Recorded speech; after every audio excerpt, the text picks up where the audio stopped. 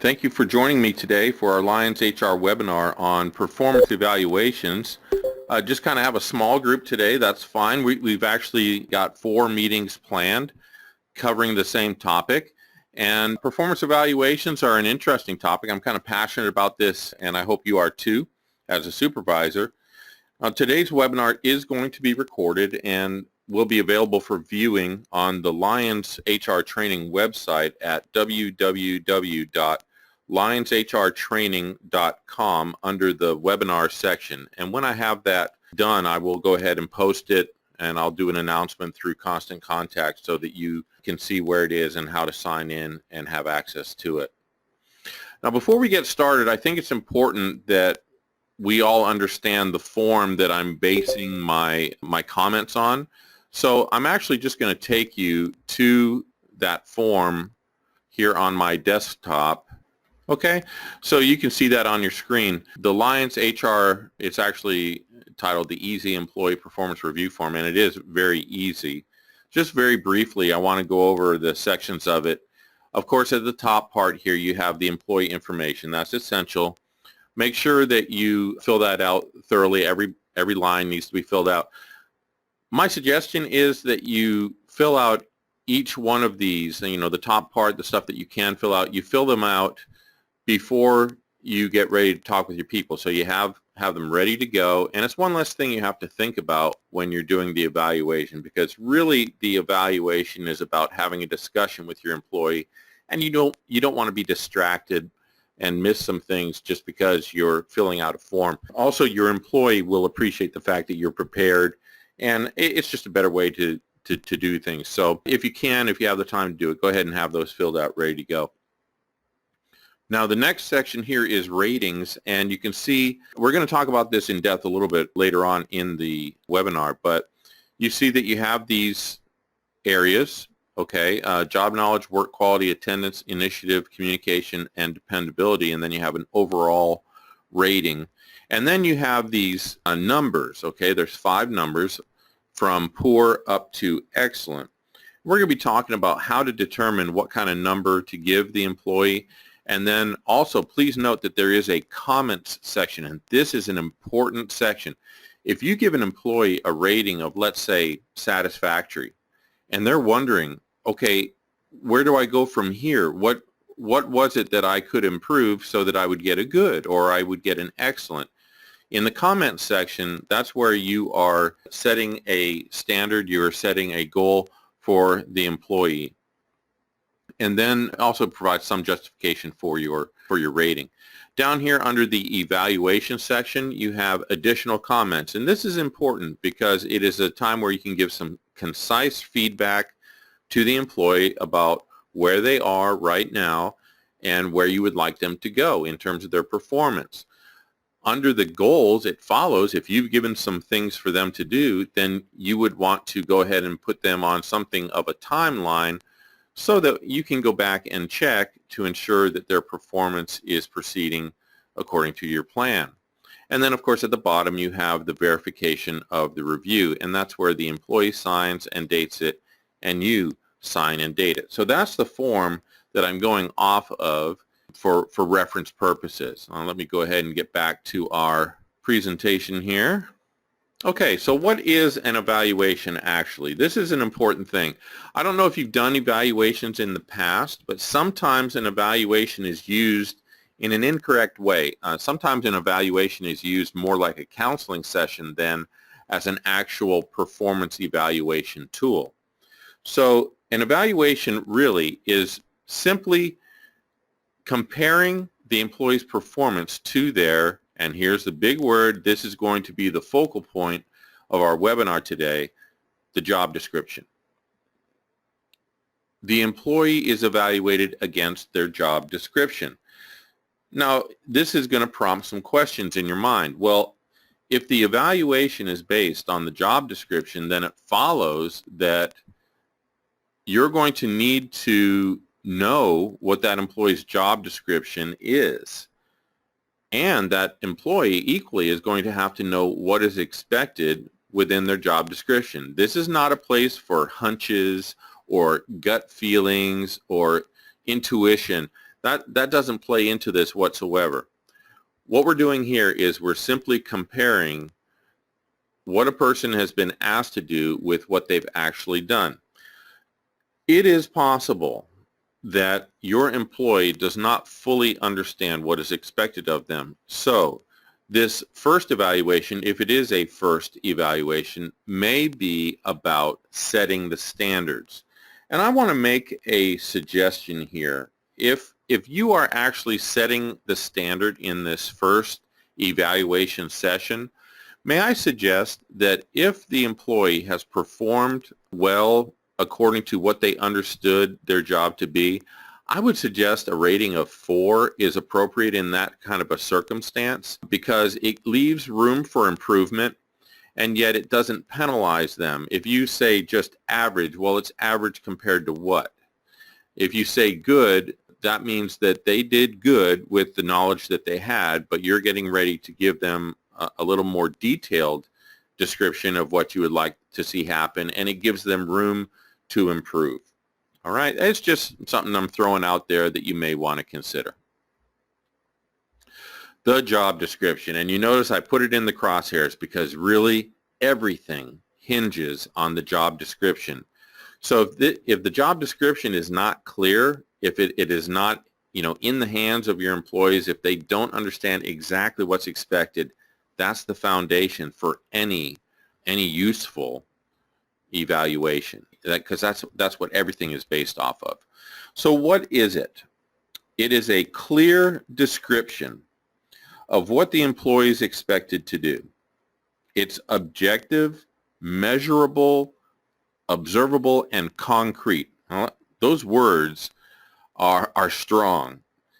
And in HR, we just love these words. Objective. Objective means that it doesn't have anything to do with feelings or anything like that. Objective means I asked you to do this, you did this. It's that simple. Measurable, as it denotes, measurable means I expect you to wash, let's say, 3,000 towels, okay, and 3,000 towels get washed. Okay, that is the performance that you expected. Then observable. Observable means that you are actually able to see, observe. An objective observer would be able to look at the person and say, okay, they either did or they did not do what you asked them to do, and it's concrete. When I say concrete, it means that it's not going anywhere. It's not up for debate. It's absolutely clear and understandable to a reasonable person. Well, let me give you an example of what I'm talking about here. In the customer service industry, sometimes we evaluate a person actually on that topic, on customer service. So how can you take an ambiguous term like customer service and break it down into concrete and measurable terms? Well, here's an example. Does the employee smile when greeting the customer? Would you be able to observe a smile? Would you be able to do that on a consistent basis? Yes, you can. Does the employee maintain eye contact when speaking with customers? Can you observe that? Yes, absolutely. The employee follows every step of customer service consistently. You can measure, okay, they did step 1, they did step 2, they did step 3, they missed step 4. These are things that you can actually measure and use in a meaningful and a comprehensive evaluation. So you get the idea. Wears the prescribed uniform, projects their voice loud enough to be heard easily. You either hear their voice or you don't. That's really what it comes down to. All right, let's move on. Do you know what the job description is? And this is just a time of being honest. Do you really know what's expected of your employees? Now, maybe on a general plane you do. In a general way, you understand what the employee is expected to do. But if you don't know what's written down, what's written as the expectation for that employee, then you need to take that first step of becoming thoroughly familiar with your employee's job description, because that is what you're going to base the evaluation upon. And really, this is a cool thing because it prevents things like bias and claims of prejudice and favoritism and all those things that we don't want to be involved in, because You are basing your evaluation off of an objective job description. This is important. Does your employee know what their job description is? If they don't, your first evaluation is going to be about establishing the standard for the employee. And that's good because you have to have that baseline on which to measure improvement, right? You have to say, okay, this is where we are right now. You've done good with what you knew up to this point. And according to your job description, you're required to do this. I'm explaining this. I'm going to provide you training on this if it's necessary. But I am going to be looking for you to have accomplished this the next time we get together and talk about this, because that's what a job description is about. It's about taking an employee and developing the things that you want to see in them by letting them know clearly what it is you expect and then providing the means for them to do that. And when I say means, I'm talking about things like training and motivation and goal setting and all those kinds of good things that are all based on a good, solid job description. So get ready to get up close and personal with your employee's job description. So how do you use the job description? I mean, what is it that you really want to have it for? I really like job descriptions. I like performance evaluations because they establish very clearly any kind of gaps there might be in training. Like if you tell an employee, okay, you're expected to do A, B, and C, and they say, well, I haven't been trained on C. I'm not quite sure how to do that. Well, this evaluation has been productive because it's identified what we call a gap in training. And that allows you to prescribe training where it needs to happen. And that's efficient use of resources. You know, that's a really good thing. And your bosses are going to appreciate when you can say, hey, I know for certain that my staff is trained. They know exactly what's expected of them, and I'm holding them accountable for their performance. That's strong. That's being an excellent supervisor or manager. So you get to identify gaps in training, and you get to identify success and improvement opportunities, because when you evaluate the person's performance, now you can say, hey, you're really strong in this particular area, and it gives you an opportunity to give kudos to your employees for their good service. And I want you to take this opportunity. It's important. Let them know that they've done a good job. It's going to pay dividends, I guarantee you. And then it also gives a chance for improvements. For example, so far you have done A, B, and C, and I would like for you to I'd like for you to set as a goal to do D, E, and F between now and the next time that we meet. That's something that you can sink your teeth into. That's something that people can set goals for. That's something that you can measure. That's something you can go back to the employee and say, hey, how are you going on D, E, and F so far? That's strong, and you're going to get great performance by doing that.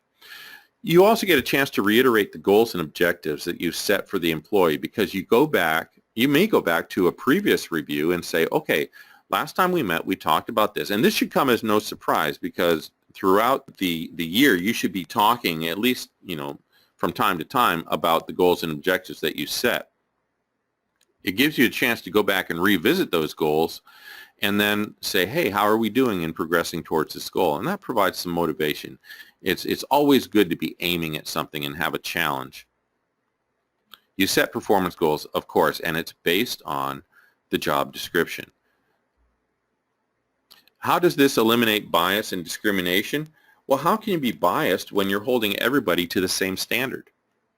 It's pretty difficult. How can you discriminate when you have the same job description regardless of color or ethnicity or gender or anything else? It really levels the playing field. So the job description is really your friend. It will help you to stay on the straight and narrow when it comes to fair and equitable treatment of your employees. And it's motivational because it's not based on your opinions or how you're feeling that day. And it's not subject to raters' bias as much, because one rater may be particularly harsh and strict in their opinion, and another may be really loose. So you have two people, they're doing the same job. One consistently gets 5s and the other one consistently gets 3s. And that just really causes heartburn in a lot of employees. So I want to encourage you, and we're going to get to this, but I want to encourage you to contact your regional director of operations to establish the standards for rating. There's only 5 categories or 5 or 6 categories there. So for example, let's say it was attendance. All right, here's what I'm talking about. How are you going to distinguish between average and good attendance? Is it going to be they were late one day? Okay, 1 day or less, and that's average. 2 days or less is below average. 3 days or less is poor. I don't know what it's going to be. I'm just saying establish a standard that everybody is evaluated against. Okay, that'll avoid any kind of greater differences. How does this encourage performance? Because number one, it lets a person know that you're watching. And that's important as a supervisor. It lets them know you're watching. I'm going to give you a piece of advice here as a supervisor. May I suggest this? Have yourself a notebook that you carry around, just one of those little handheld pads of paper and a pen. And when somebody does something that is exceptionally good, or let's say you ask them to do something over and above and they do it, like for example, coming in on a day off. Okay, that's not necessarily in their job description, but if they do it and they help you out of a tight space, how are they going to get credit for that? How are you going to remember that? Well, let me suggest this. Take that pad, write down the name of the person, write down the date, and just in a sentence say, came in on their day off because of a call out. Rip it out of the book and put it in their employee file and forget about it. Forget about it. Why? Because when it comes time for these evaluations, you're not going to remember what happened back, February 12th of 2015, right? I mean, we're human beings. Of course we're not going to remember. But you go back there and you open up the file. What is going to be in there? Oh, those counselings are going to be in there, aren't they? Right? The person came in late in March. Look at this. They had a late.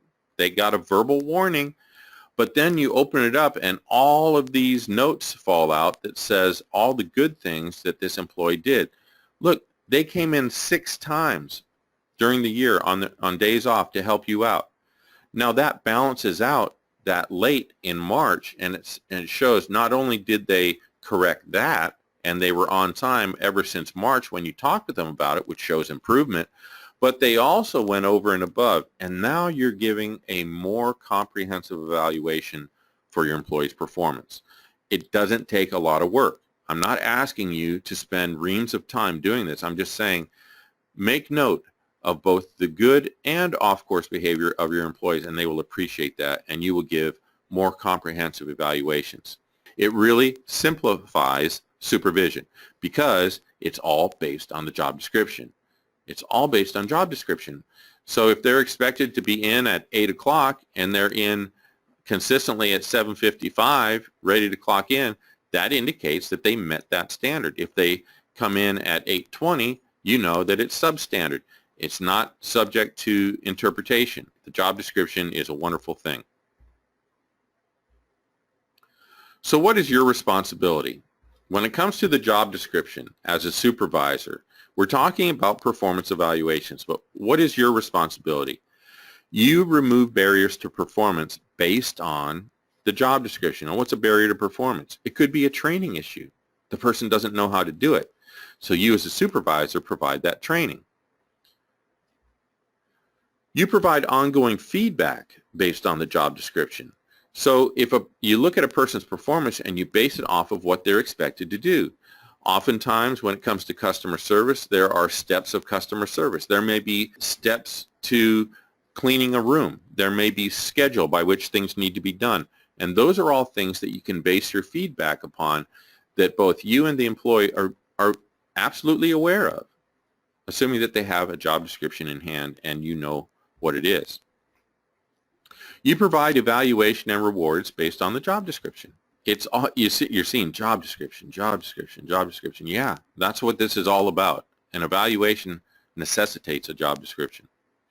You discipline based on it. We talked about that. If there's a standard and they don't meet it, first you have to evaluate, are they trained? Do they know what to do? Can I look at a point in time where I trained them, I tested them, and I observe them doing this task correctly, if you can say yes to all of those, then now it's a time to look at discipline.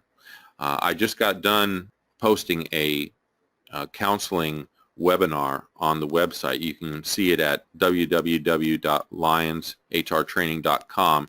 Go over to the webinar section, and the username for the webinars is Lions Webinar, and then the password is manager. If you want to take that in, it's pretty good on how to do counseling and that sort of thing. It'll give you the basics on that.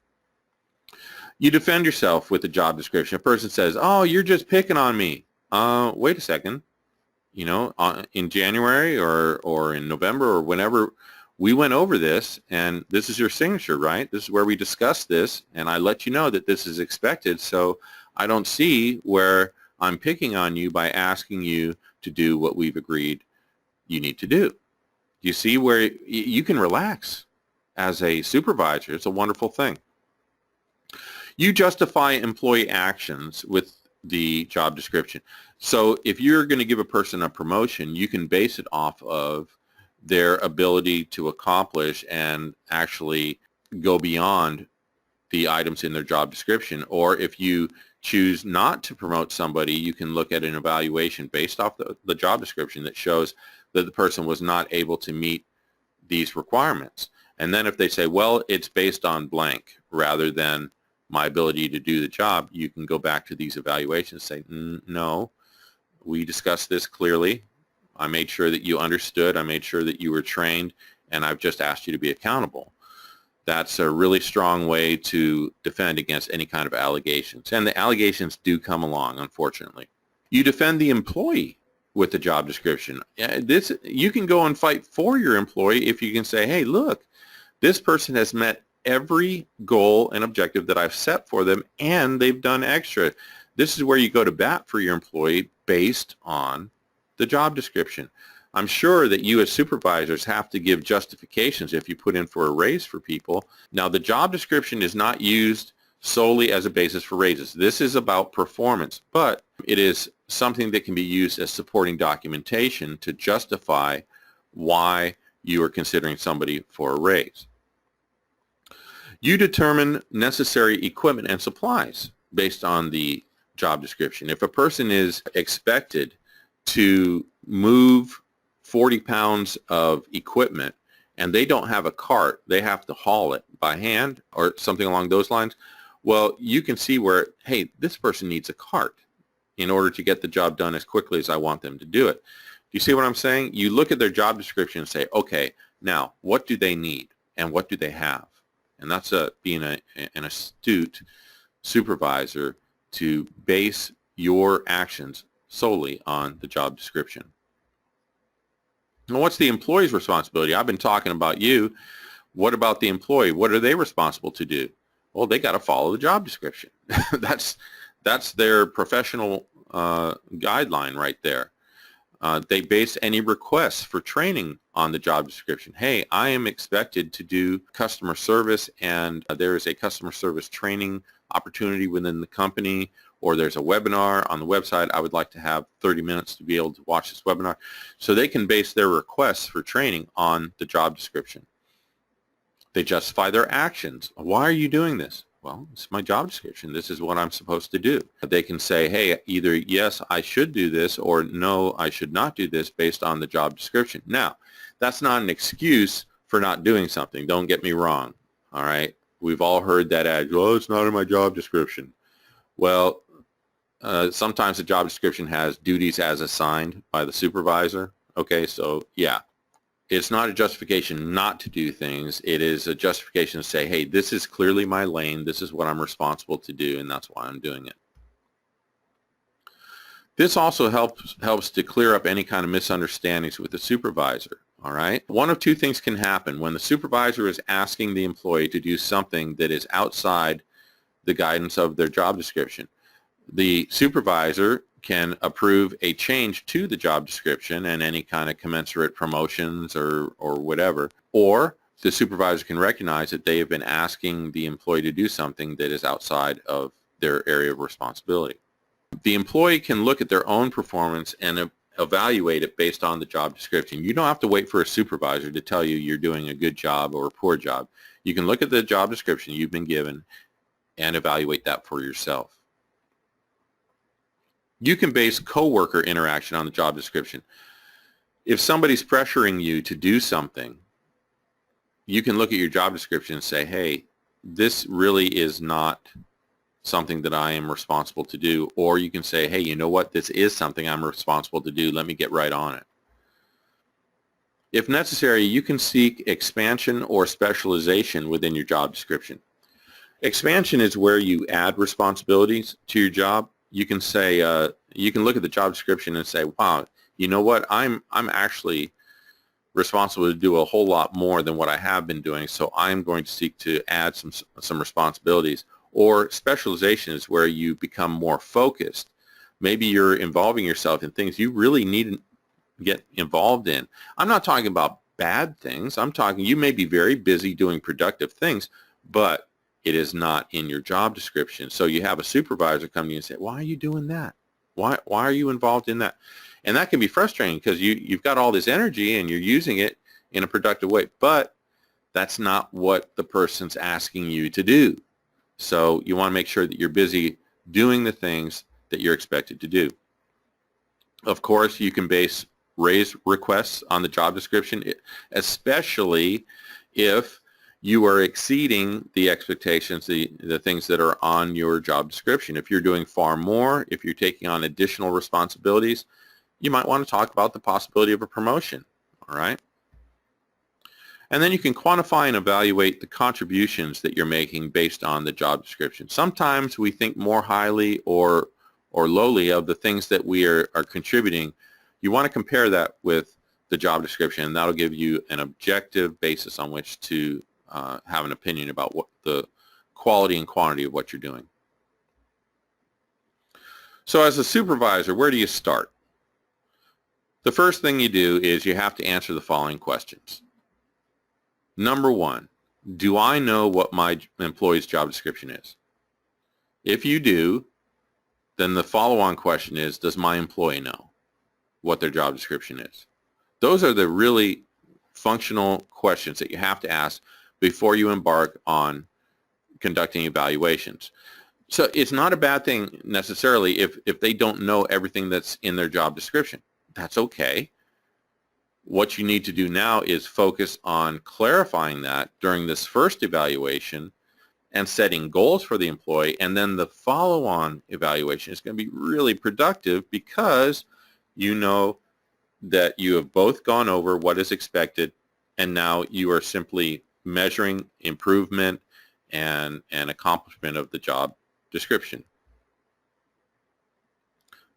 Both of these things are training related and are the necessary first step to effective evaluations. If both you and the employee know the job description, use it to evaluate the overall performance. And how do you remember? We talked about this, right? Documentation. Documentation. As a supervisor, you may feel like, or your employees may feel like the only time they hear from you is when they screw up. And it could be true. It could be true. But you can change that. You can change that. When a person does something exceptional, make that note. Put it in their file. You don't have to remember it then. And you can go to sleep well at night because you know that you're taking care of your employees. And at the very least, at the end of the year, you will have a balanced opinion about the quality and quantity of their work. What are some common pitfalls of evaluations? Now, these are some words you may or may not be familiar with. Recency. Sometimes you have a person that comes in and they just knock the ball out of the park. And so the next person that comes in, you think, well, you're in a good mood and stuff, and they're going to get a good evaluation as well, or vice versa. Maybe a person gets a poor evaluation and the follow-on person gets a poor evaluation.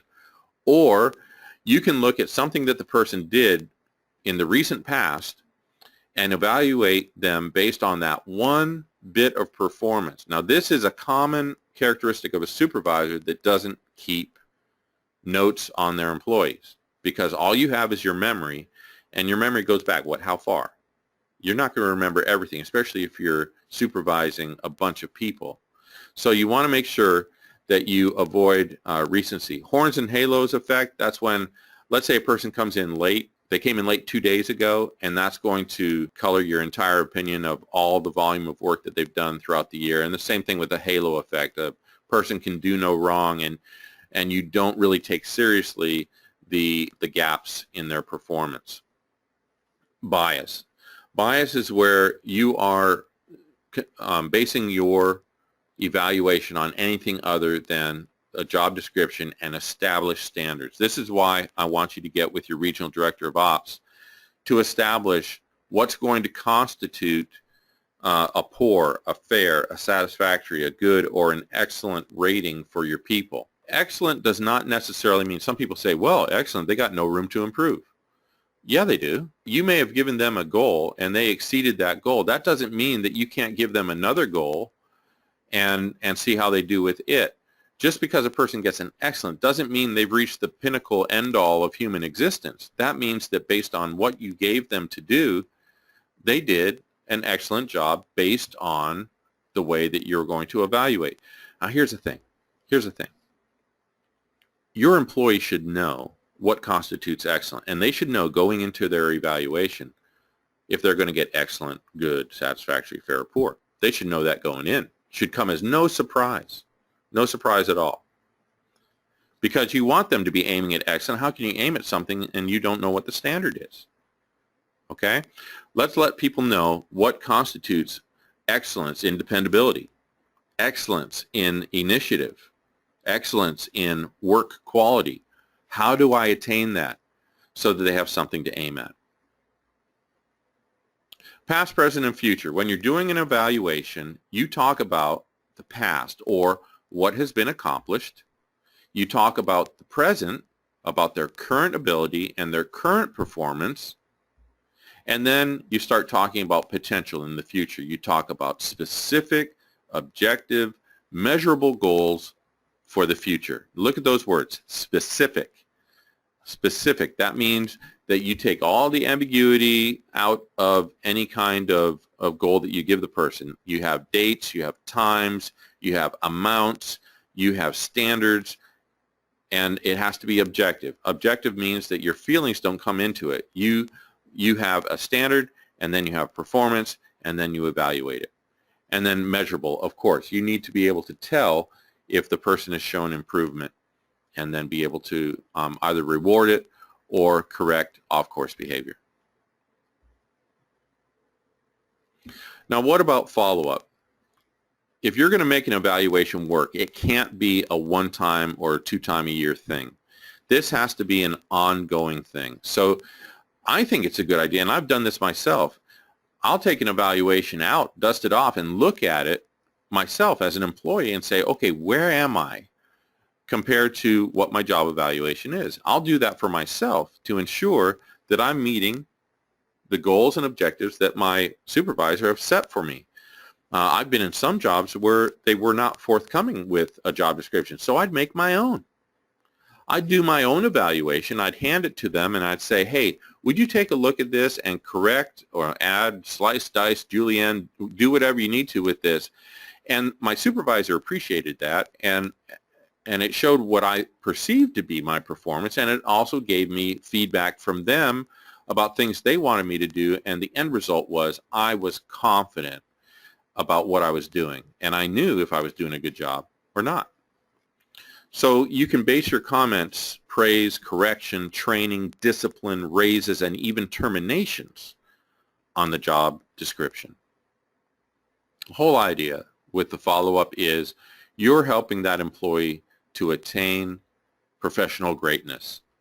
As a supervisor, you are there to just get the most from your employees, and you do that by setting very clear goals and objectives based on a clearly understood job description. And then as the person performs, you evaluate them based on the goals and objectives that you've set. You got to write it down.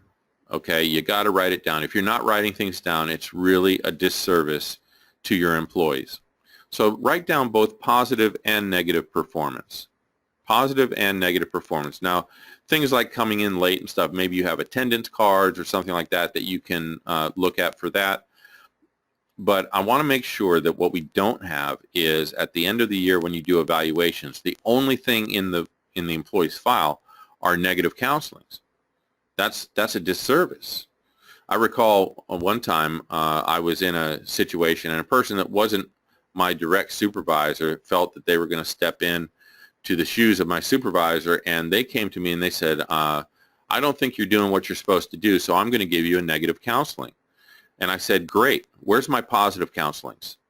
And they looked at me confused. And they said, what do you mean? I said, well, if you're going to give me negative counseling, I understand that, but that would be blatantly unfair if you're not also going to spend an equal amount of time looking at what I've done well. Well, you can understand what happened then. The person obviously knew that I was going to call their bluff. If you're going to evaluate me, that's fine. Just evaluate everything, not just the things that you consider to be poor. And also, the evaluation is not about nailing somebody on the head with a hammer. It is about telling them, okay, here we are, and I'm either pleased or I can see room for improvement here, and this is how you get there, and I'm going to help you get there. That's what this is about. When you take notes, it really clears your mind. It reduces stress and it improves memory and accuracy. It's a nice feeling when you know that you've got things written down and you don't have to constantly have them, in your current memory. You know that you're going to treat your employees well, and that's a responsible and professional thing to do. Please don't get fancy. If you get all fancy, you're never going to see it through. A simple piece of paper with, the name, date, the time, and what the person did, and put it in their file. The whole point of this is that it gets on the evaluation. That's what we want. We want to make sure it gets on the evaluation and that you're reminded of it. So it doesn't have to be fancy. Now, if you do have established forms, use them, of course. I'm not saying to throw those away, but I'm just saying you will likely follow through if something is simple rather than if it's very, very complicated and difficult. So what are some additional tips? Be a supervisor. You're not a friend, you're not mom or dad, you're not a buddy, and you're not a dictator. So keep it professional. How do you keep it professional? You keep it professional by establishing the job description and basing your observations on the job description.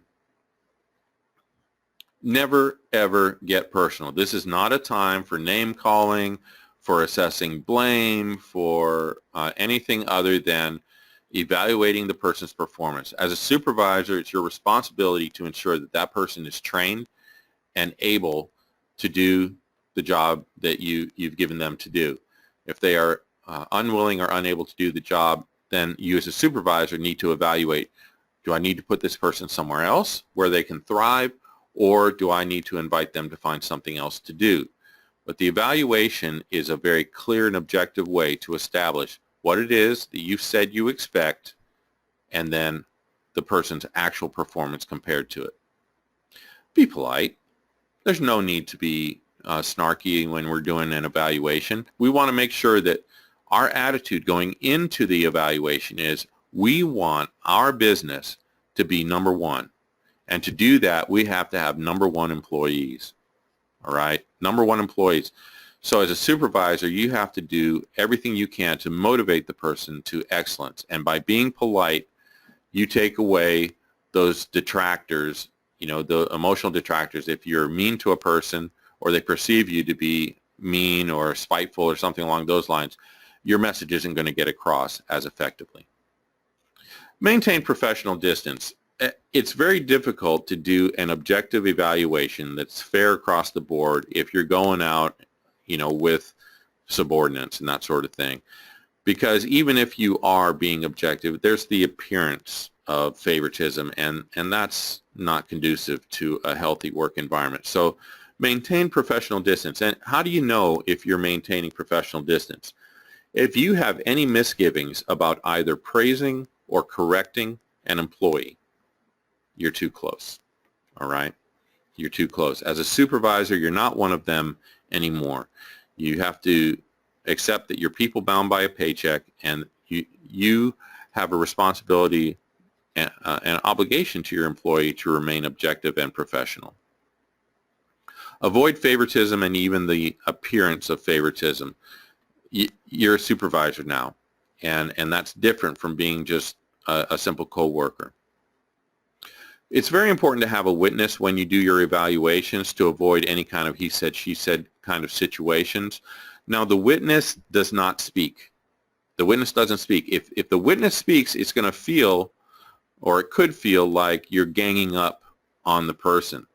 Now, the only exception to that is if you're giving the person kudos and, you may nod your approval or, wow, that was great or something along those lines. That's not going to have that same kind of effect.